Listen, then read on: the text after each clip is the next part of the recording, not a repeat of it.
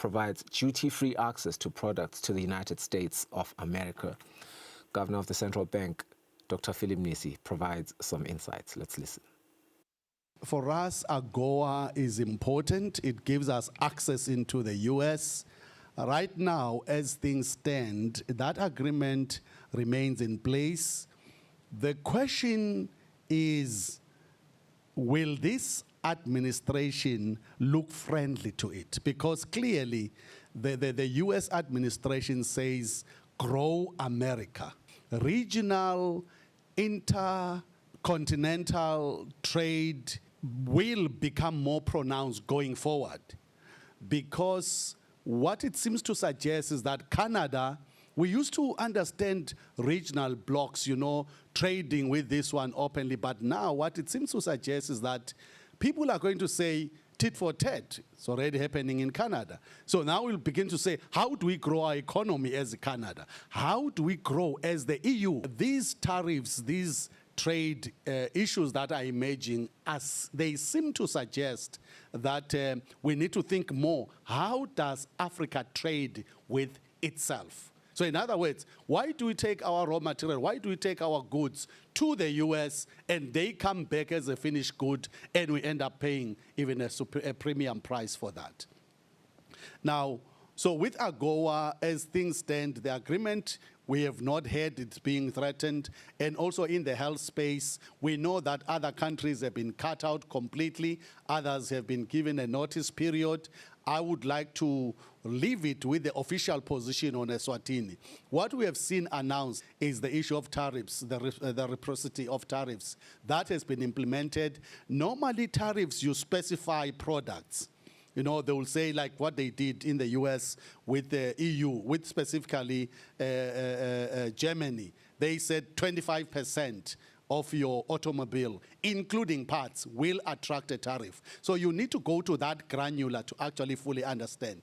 As things are happening right now, and here is my professional position, these executive administrative instruments that the administration is passing on, they put them, they get reviewed, some of them are getting challenged in courts, and some get reversed, some get delayed. So we are taking a posture that say, let us be steady, let us not panic, things will unfold, but let's stay aware.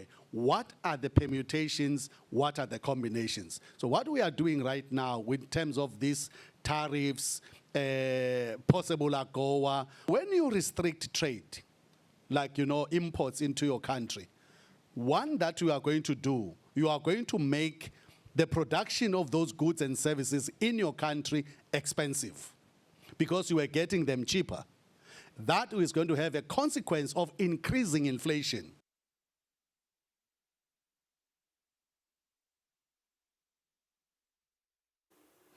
Well, the Central Bank of Eswatini will get closer to the issue of Swazimed, as there are financial stability risks following that it is not regulated, which is an anomaly.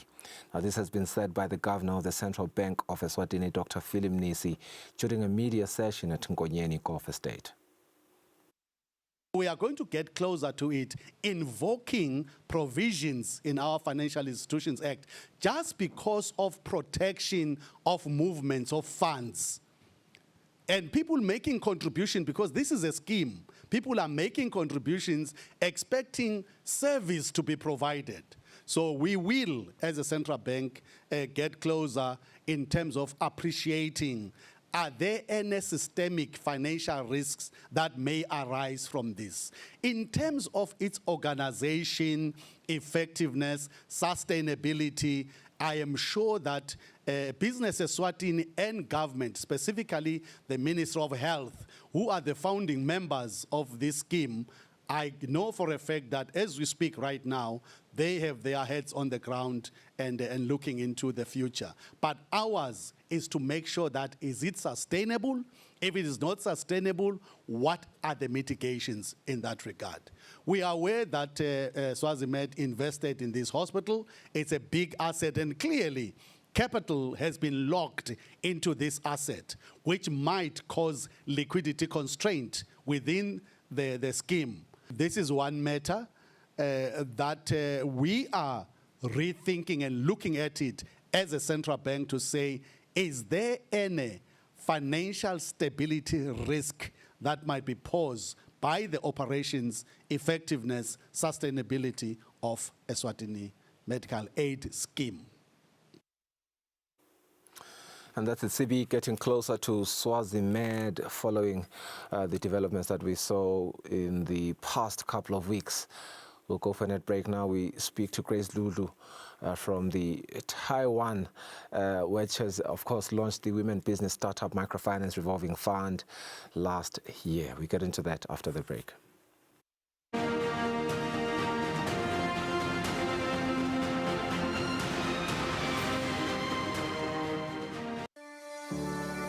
Eswatini TV has signed a code of conduct that is enforced by the Eswatini Communications Commission. We are committed to reporting news that is accurate, comment that is fair, and programming that does not amount to hate speech or the description of gratuitous violence or explicit sex. For any complaints of our programming, please contact us on 2411-9600 or email info@eswatinitv.co.za. You can also contact the Eswatini Communications Commission on 2406-7000 or write a letter to ECCOM on PO Box 7811 Mbabane. Email address is info@ecom.org.sz.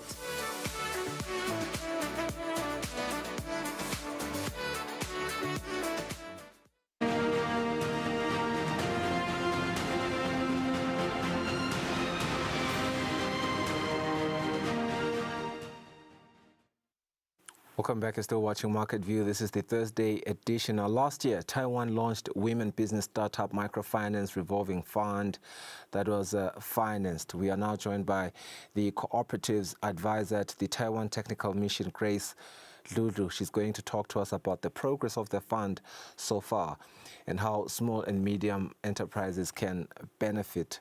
We want to look at obviously, we want to understand the fund. We want to look at the eligibility and access, the fund utilization, the long-term and repayment, as well as some of the challenges and solutions that they have experienced since inception, as well as the impact assessment. But Grace, welcome to the program. Very good afternoon to you. I think this is a great fund. The country needs more of these funds. We have been talking with economists on this show. They always talk about, how crucial it is for SMEs to be cushioned, or rather to be funded, because they are essential for our economy, for any economy really. Let's start by understanding this fund in particular. A focus on women is essential. The world is driving a lot of equity and equality policies right now. Give us this overview of this Women Business Startup Microfinance Revolving Fund. Thank you so much. I think this is a great initiative which was initiated by Taiwan ICDF. In fact, looking into empowering women, especially women in the rural areas, right.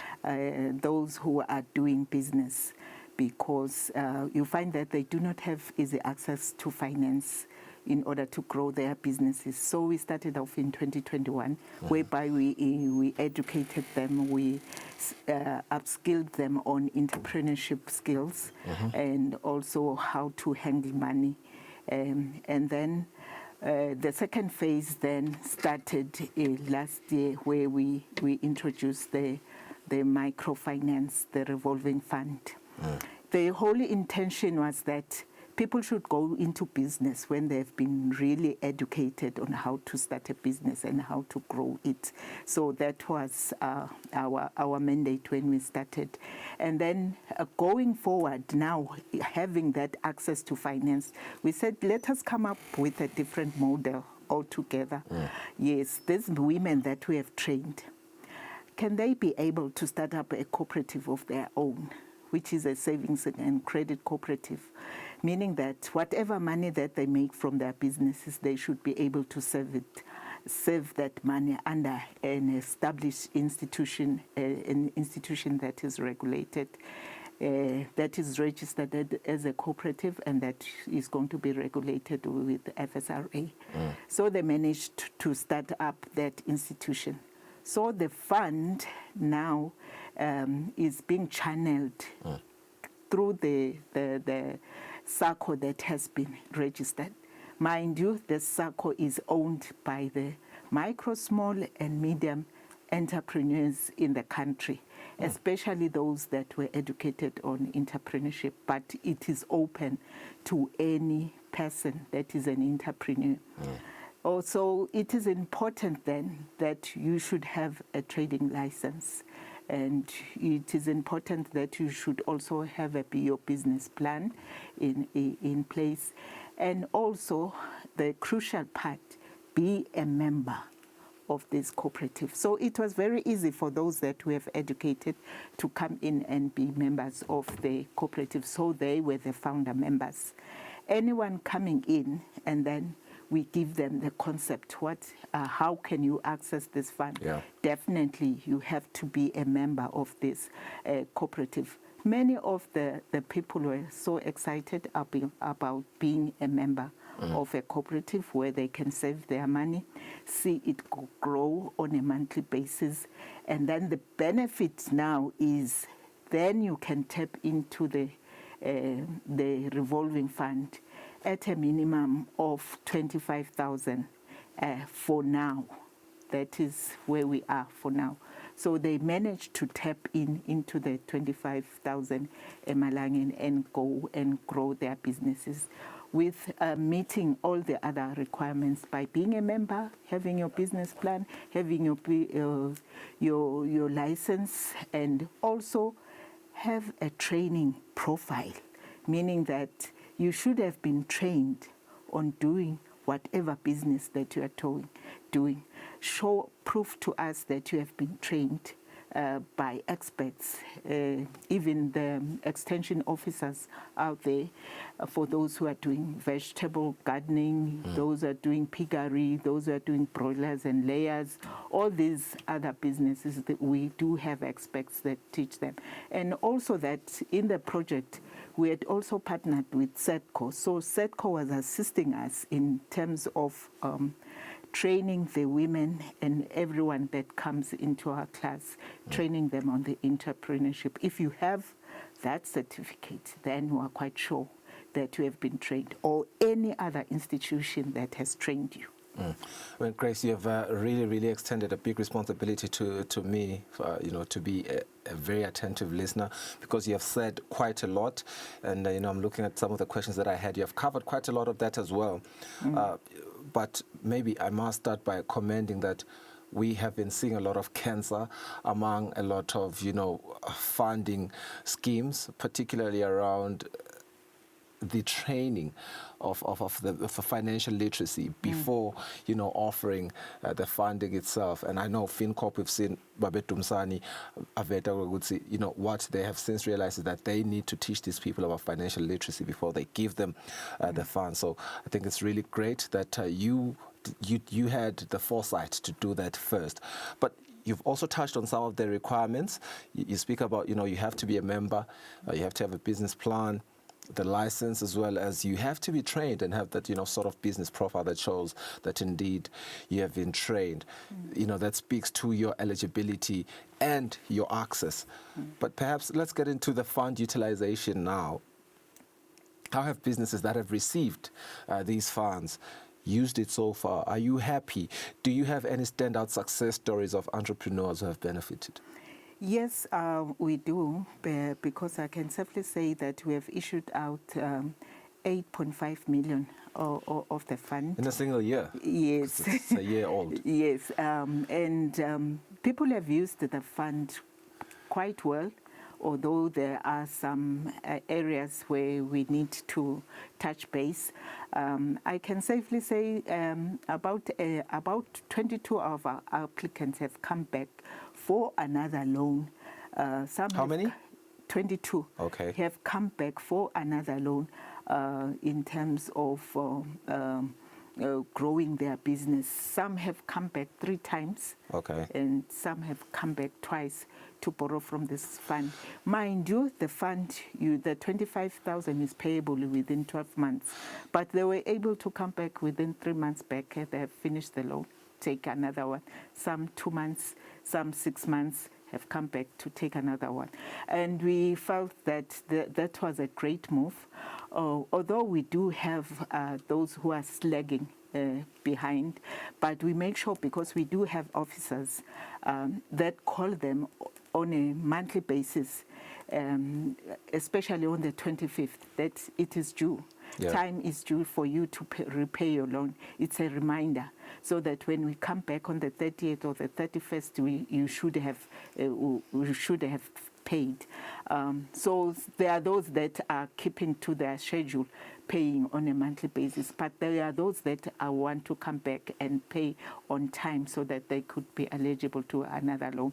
Because some of them were saying that 25,000 might not that be enough, because I want to grow fast. So that's why they come back. That is why they come back. Would you be able to quantify for me, even if it's on average, those that have come back as juxtaposed with those that have received it, just one-time receivers, and have went out to, implement their businesses? Yes, I can say about 90% are those that have taken their loan. They are waiting for the 12 months repayment period. Okay. Yes, and then 10% will be those that have come back to. Wow. Yes. That's amazing indeed. I'm trying to do my math. You said 8.5 million in Malawian has been dispersed. Yes. 25,000 each. Yes. That's at least 340 businesses that have benefited from this. Yes, Even though 90% in fact, have come there are back. around 435 that we have issued out loans to. Yes. Grace Lulu is the cooperatives advisor at the Taiwan Technical Mission. They are doing an amazing job in helping our women SMEs to start up as well as grow by giving them funding, around 25,000 Malawian, and some of them come back because their businesses keep growing. But let's go for a net break. Sunless Beers in studio. We want to chime into the market today.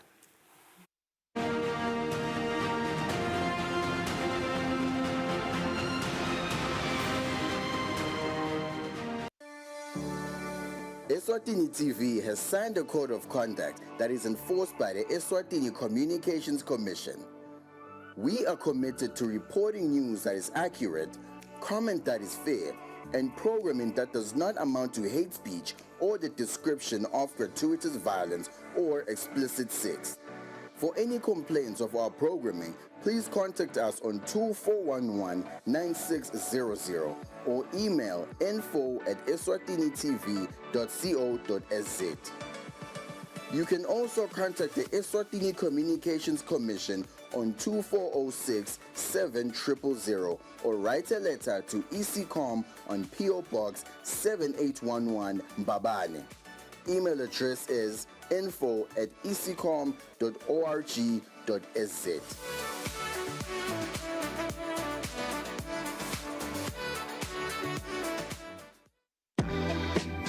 Welcome to Eswatini Lifestyle. This is your ultimate guide to the entertainment, to the lifestyle and the culture of Eswatini. Eswatini Lifestyle. Eswatini Lifestyle. Eswatini Lifestyle. From 6:30 to 7 p.m. On Eswatini TV, Sibuko Semaswati. On Eswatini TV, Sibuko Semaswati.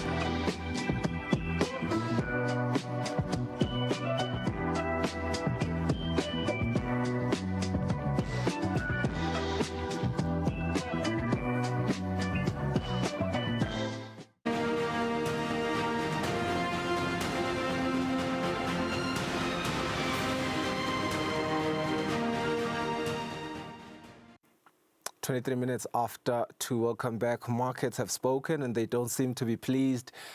Understandably so. We are continuing to react to the reciprocal tariffs announcement by President Trump, as well as everything else that has ensued after that. Really interesting numbers. Mr. Sbiya, let me welcome you to the program. We have very limited time, but I want us to start by looking at this Bloomberg, it's a headline that has just come out. It is a very interesting one. President Donald Trump's shake-up of the global trading system is hurting U.S. assets more than those in many of the big economies he has just slapped with additional tariffs. interesting. Yeah, very much interesting. That's why it's one of the things I wanted to point out when we're looking at the numbers today. Yeah. That, what we're going to be seeing now, it's yesterday's numbers before, because that announcement was made at 4 p.m. EST, and then that was actually pretty close to market close. Markets had already closed. And then it was around 10 p.m. here. But what we need to look into to get the clear picture is not just today's figures, but the futures market. And when you look at the futures market, we can see that already on the futures, the S&P 500 is actually losing close to 1,000 points. Same thing with the Dow Jones Industrial Average, already showing signs of losing 1,000 points. So that's purely because those that export inwards to the US don't have to respond very much, but pretty much it's the issue of the products coming into the US, and that's going to be a bit more expensive. So it is really going to hurt the American markets. And another thing is, when you look at the arrangement of production, most of the US companies had actually moved outside the US to where certain things are cheaper so that they improve on their global value chain. So right now, these tariffs are also going to hurt American companies that were producing across the board, like your Apples, the NVIDIA, quite a number of them, because they're headquartered in the US, but they need to import their own product into the US for final production. But in Europe really is not at all happy with what is happening. But again, when you look at the losses, it's just marginal 200 points in London, and then 400 points in Frankfurt, another 200 points in Paris. So then what we're seeing, the more especially the German story, is Germany is one of the major automakers in the globe, and the automakers are actually attracting a 25% tariff. Over and above the 25% tariff, there is going to be a 10% blanket tariff on all other commodities, because that's the one thing that's different with these tariffs. They are blanket across, so everything and anything that goes into the US gets that tariff. Same 10% slab. Yeah, the 10% slab. Again, we're seeing the same story happening in Asia. Again, Asia is actually showing losses across the board, with Japan showing the biggest losses there, because it is for the first time that America has decided to target the automotive industries and has actually targeted Japan. So Japan is just not ready, was just not ready for that. But we do hope that this is going to be one of those things where Donald Trump expects to make a deal at some point. But as it is right now, that's actually going to affect Toyota. And the fact that during his Economic Independence Day, he did mention Japan directly. And he did mention China directly. So that's why we are seeing those massive losses in Japan. And also you are seeing, the Hang Seng back on that 2000. We are seeing pandemic losses on a daily basis. So that's a response to that tariff story. South Africa, remember, we had predicted it to go down by some 2,000 points in today's trade, but it seems we are close to 4,000. So what also has to be considered there is there's the tariff threat, and President Trump mentioned South Africa directly. So that means, in terms of AGOA, South Africa must, as of now, just forget about AGOA at the end of the year.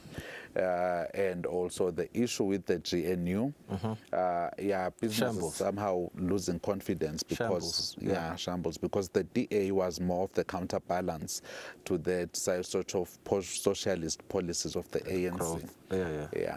And then domestically, we're seeing again some movements with Swaziland Empowerment Limited, showing just that minor shift to by some 1,032 points, purely because there are those considerations, since this is a company that also invests across the board. So you would expect what the tariff story is doing to actually affect those share prices, including Greystone Partners Limited. And then in terms of the commodities, oil has slumped. Gold at an all-time high, a new all-time high, but showing some signs of coming back downwards as today's trades continued. So gold continues to glitter because of the uncertainties around the Trump tariff.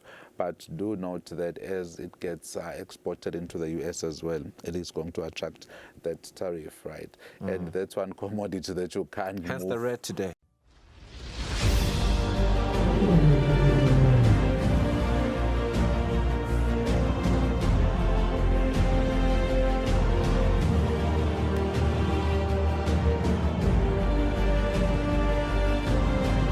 We're expecting these tariffs to actually have an impact on global demand, and there are fears of a global recession. So that's why we've seen global the crude oil price coming down. And then when you look into the currencies again, the GNU story, the tariff story, likely slowing of the South African economy just does show in the markets. I mean, if you look at the euro Lilangeni exchange rate, I think we last saw that 1 to 20 mark in this program, I think around June, July-ish, when the new GNU came in. Ever since it's been on the 19-ish type of mark. If you also look at the dollar, it's now heading straight for that 19 mark again.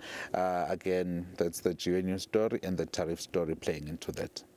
Well, certainly, unfortunately, our time has run out, but I would have really loved to understand, what is happening in terms of the U.S. losing leverage in the global trade arena, because we listened to Dr. Phil, and he's highlighting, in fact, what we did say in the morning in terms of Africa, not just Eswatini, diversifying its portfolio and not being all reliant in the United States. But that is the story. Thank you for staying with us. Time has elapsed. Have a good day. Bye-bye.